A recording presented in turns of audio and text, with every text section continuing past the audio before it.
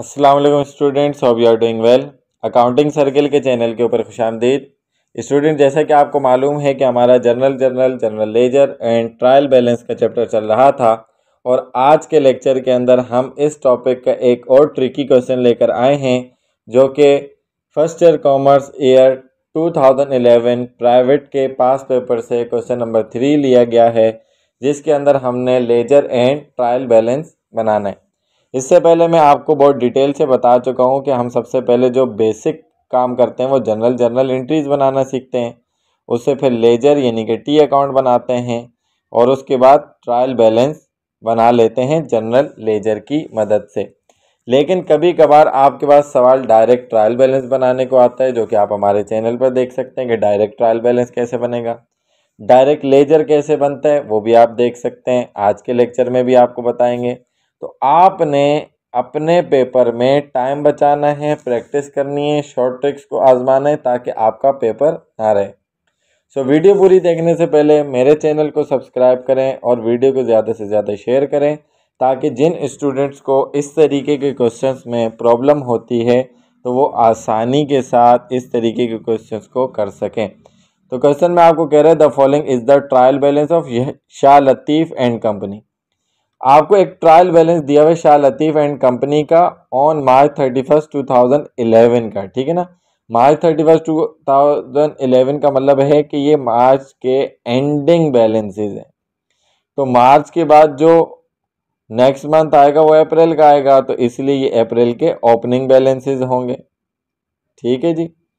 तो आपके पास क्या एंडिंग बैलेंसेस हैं? कैश इतना बचा है, अकाउंट रिसीवेबल इतना बचा है, इन्वेंट्री, इक्विपमेंट।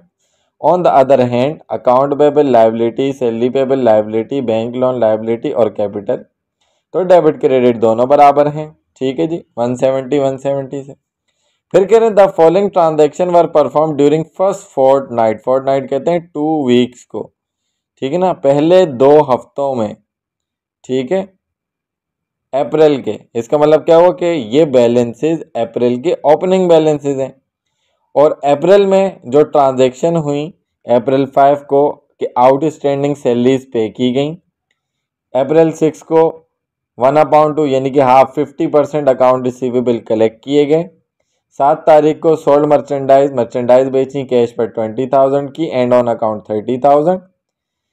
अप्रैल 10 को पे किए गए 1/3 of the account payable and April 14 को एडिशनल इन्वेस्टमेंट की गई कैश बैंक में डिपॉजिट करवा के ऑफ ₹25,000, ठीक है जी। तो इन एंट्रीज को हमने इन अकाउंट्स के अंदर, क्योंकि ये पीछे से चले हुए आ रहे हैं ये बैलेंसेस, इनमें एडजस्ट करना होगा। और अगर कोई ऐसा अकाउंट जिसका बैलेंस पहले से मौजूद नहीं तो उसका नया लेजर बनाना पड़ेगा। तो रिक्वायर्ड में आपको कह रहा है प्रिपेयर द लेजर्स, आपने लेजर्स ही बनाने with opening balances on April 1, जो अप्रैल 1 को या ये मार्च के एंडिंग है तो अप्रैल के ओपनिंग है।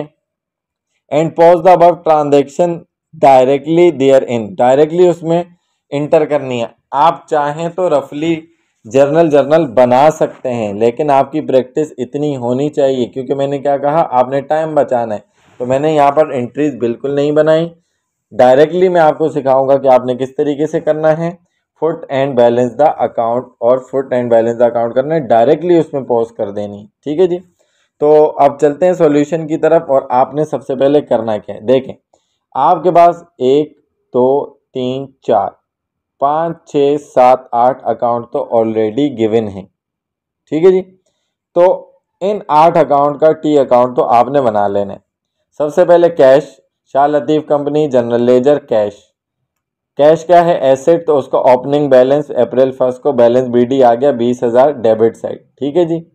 उसके बाद बैंक है, बैंक एसेट है, एसेट का नॉर्मल बैलेंस नहीं दिया हुआ था, ठीक है ना। अब बैंक जो है नया आया, पहले से नहीं था, तो अब ये ज़रा देख लें।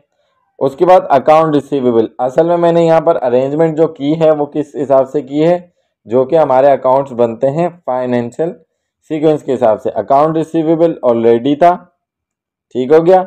उसका बैलेंस बीडी अप्रैल 1 को डेबिट साइड मैंने लिख दिया, ठीक है, 50,000 से।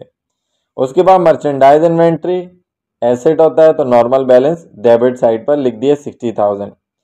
इक्विपमेंट एसेट पहले से था 40,000 तो balance B D debit side लिख दिया 40,000। Account payable liability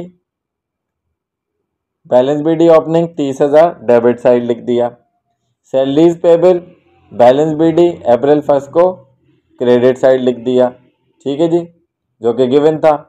bank loan balance B D 25,000 credit side था, लायबिलिटी है, क्रेडिट लिख दिया। कैपिटल का balance B D credit side लिख दिया, क्योंकि कैपिटल बढ़ता है क्रेडिट होता है, नॉर्मल बैलेंस, सही है। और सेल्स का नहीं था। अब हम इन ट्रांजैक्शन को एडजस्ट करते हैं एक एक करके। तो देखें आपने क्या किया, आउटस्टैंडिंग सैलरीज पे कर दी आउटस्टैंडिंग सैलरीज। तो आउटस्टैंडिंग सैलरीज थी कितनी, सैलरीज पेबल यानी कि अनपेड सैलरीज 15,000 थी। तो एंट्री क्या बनी होगी कि सैलरीज पेबल डेबिट लायबिलिटी कम हो गई और कैश क्रेडिट। ठीक हो गया, साथ साथ बताता भी जाता हूँ। तो इसका मतलब क्या हुआ कि अप्रैल 5 को कैश क्रेडिट हुआ सैलरीज पेबल की वजह से 15,000, और जो सैलरीज पेबल है वो डेबिट हुआ कैश की वजह से अप्रैल 5 को 15,000। ठीक हो गया। उसके बाद आपके पास जो नेक्स्ट डेट है वो है कलेक्टेड 1/2 यानी कि 1/2 50% अकाउंट रिसीवेबल आपने कलेक्ट कर लिए। तो 50,000 का 50% 1/2 होता है 25,000 आपने कलेक्ट कर लिए। जब कलेक्ट कर लिए तो कैश आपका डेबिट हो गया, अकाउंट रिसीवेबल 6 तारीख को क्रेडिट हो गया। तो इसका मतलब क्या हुआ कि कैश आपका 6 तारीख को अकाउंट रिसीवेबल की वजह से 25,000 का डेबिट हो गया, और अकाउंट रिसीवेबल 6 तारीख को कैश की वजह से 25,000 क्रेडिट हो गया। ठीक है जी। उसके बाद अप्रैल 7 आपने मर्चेंडाइज बेची कैश पर 20,000 की और उधार पर 30,000 की। तो एंट्री आपने क्या बनाई, आपने कैश डेबिट किया, अकाउंट रिसीवेबल को डेबिट किया, और दोनों का अमाउंट मिलाकर सेल्स को क्रेडिट कर दिया। ठीक है जी, 7 तारीख को। तो इसका मतलब क्या हुआ कि कैश आपका सेल्स की वजह से 7 तारीख को डेबिट हुआ 20,000, उधार पर भी बेचा था तो 7 तारीख को सेल्स की वजह से 30,000, और दोनों का मिलाकर आपकी जो सेल्स होगी वो क्रेडिट हो जाएगी। सेल्स यहाँ पर देखें, पहले अकाउंट नहीं था तो सेल्स क्रेडिट किया कैश की वजह से और अकाउंट रिसीवेबल की वजह से। ठीक हो गया। तो जैसे जैसे मैं टिक लगाता जाऊंगा सारे अकाउंट्स हो जाएंगे। उसके बाद पेड 10 तारीख को paid 1/3 of the account payable, 1/3 account payable पे कर दिया गया। अकाउंट पेबल 30,000 था, 1/3 का मतलब है 10,000। तो लायबिलिटी कम हो गई, डेबिट, अकाउंट पेबल डेबिट पे कर दिया तो कैश क्रेडिट। तो 10 तारीख को अकाउंट पेबल की वजह से 10,000 से कैश हो गया क्रेडिट। ठीक है, और जो आपका अकाउंट पेबल है वो हो जाएगा 10 तारीख को कैश की वजह से डेबिट, लायबिलिटी कम हो गई। ठीक है जी। उसके बाद आपकी लास्ट ट्रांजैक्शन रह गई, आपने एडिशनल इन्वेस्टमेंट किए कैश बैंक में जमा करवा के, तो आपका कैपिटल बढ़ जाएगा और आपका बैंक भी बढ़ जाएगा। तो देख सकते हैं कि आपका बैंक डेबिट हो गया अप्रैल 14 को 25,000 का, और आपका जो कैपिटल अकाउंट है वो क्रेडिट हो गया बैंक की वजह से 25,000 रुपये का। तो तमाम ट्रांजैक्शन हो चुकी हैं। अब चलते हैं एक एक करके सबके बैलेंसेस की तरफ और देखते हैं कि किसका कितना बैलेंस बचता है और कौन सा अकाउंट ख़त्म होता है। अब अगर मैं कैश की बात करूं तो डेबिट साइड देख सकते हैं कि 20, 25 और 20, तो टोटल आपके पास यहाँ पर डेबिट साइड हो रही है 65,000 और क्रेडिट साइड 25। तो जो बड़ी साइड होती है टी अकाउंट में वो आमने सामने दोनों जगह आती है। तो 65,000 कैश आया, 25 गए, 65 माइनस 25 तो आपके पास बच गया 40,000। तो जो बड़ी साइड होती है वहाँ नीचे बैलेंस बी डी यानी कि अगले मंथ आपका जो बैलेंस जाएगा वो कैश का 40,000 जाएगा, और छोटी साइड ऊपर बैलेंस सी डी यानी कि closing balance of the current month, यानी कि इस मंथ के आखिर में 40,000 आपका बच गए।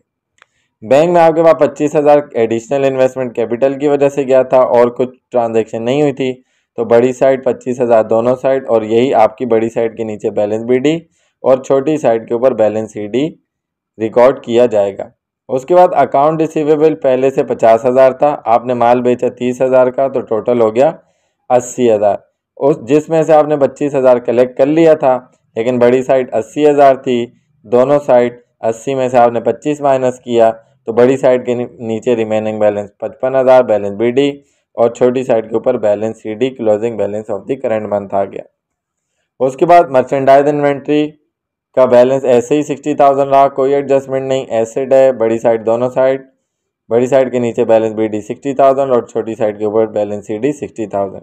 इक्विपमेंट, इसके अंदर भी कोई एडजस्टमेंट नहीं थी। बैलेंस BD ओपनिंग 40 था तो 40 का 40 रहा। बड़ी साइड दोनों साइड, बड़ी साइड के नीचे डेबिट बैलेंस BD 40,000, छोटी साइड के ऊपर क्रेडिट बैलेंस CD 40,000। उसके बाद अकाउंट पेबल लाइबिलिटी आपके ऊपर थी 30,000 की बैलेंस BD ओपनिंग, और इस मंथ आपने 10,000 1/3 अमाउंट पे कर दिया, तो 30 बड़ी साइड है, 30 में से 10 पे कर दिया तो 20 अभी भी रह गया। तो बड़ी साइड के नीचे बैलेंस BD 20,000 और छोटी साइड के ऊपर बैलेंस CD डेबिट 20,000। ओके जी। उसके बाद जो सैलरी पेबल था वो बैलेंस BD आपका लाइबिलिटी थी 15,000 थी, जबकि 5 तारीख को उसने क्या कहा था, पेड आउटस्टैंडिंग सैलरीज, तो आउटस्टैंडिंग सैलरीज पे कर दी, इसका मतलब पूरी पे कर दी जब उसने अमाउंट नहीं लिखी। तो दोनों साइड आपका अमाउंट बराबर हो गया, यानी कि 15 लाइबिलिटी थी, 15 आपने पे कर दिया तो 0 बैलेंस बचा, कोई बैलेंस BD CD नहीं आएगा, जस्ट बड़ी साइड आमने सामने दोनों जगह आ जाएगी। तो बड़ी साइड क्या, दोनों साइड इक्वल साइड है तो अमाउंट आमने सामने आ जाएगी। ठीक है जी। उसके बाद आपके पास बैंक लोन का अकाउंट था, आपके पास इसका ओपनिंग बैलेंस 25,000 था, मजीद कोई एडजस्टमेंट नहीं हुई। तो बड़ी साइड दोनों साइड 25,000 25,000, बड़ी साइड क्रेडिट साइड है, बैलेंस BD 25,000, छोटी side debit side balance CD। ठीक है ना, इधर गलती से BD लिख दिया गया, ये बैलेंस CD है डेबिट साइड। ओके। उसके बाद कैपिटल का बैलेंस BD ओपनिंग था 1 लाख और बैंक की वजह से ये क्रेडिट हुआ। एडिशनल इन्वेस्टमेंट तो 1,25,000, बड़ी साइड दोनों साइड, बड़ी साइड के नीचे बैलेंस BD और छोटी साइड के ऊपर बैलेंस CD। ये कॉपी पेस्ट में गलती हो गई। सेल्स आपका क्या हो गया, कैश और अकाउंट रिसीवेबल की वजह से क्रेडिट हुआ और मजीद कोई इसमें एडजस्टमेंट नहीं, 20 और 30 50 हो गया। बड़ी साइड दोनों साइड, बड़ी साइड के नीचे बैलेंस BD 50,000, छोटी साइड के ऊपर बैलेंस CD 50,000। ठीक है जी। सो आई होप कि ये क्वेश्चन आपको अच्छे तरीके से समझ में आया होगा। अगर इस क्वेश्चन के अंदर आपको कोई भी कन्फ्यूजन होती है या कोई बात समझ में नहीं आती तो आप कमेंट सेक्शन में क्वेश्चन करके पूछ सकते हैं। इस तरीके की क्वेश्चन की प्रैक्टिस आप ज़्यादा करें क्योंकि इस तरीके के क्वेश्चन ज़्यादा पूछे जाते हैं।